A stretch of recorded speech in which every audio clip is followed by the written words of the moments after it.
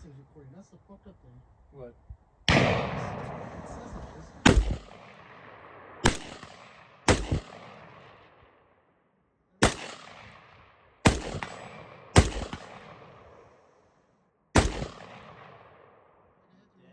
No, I have to remove the battery to have it come back on.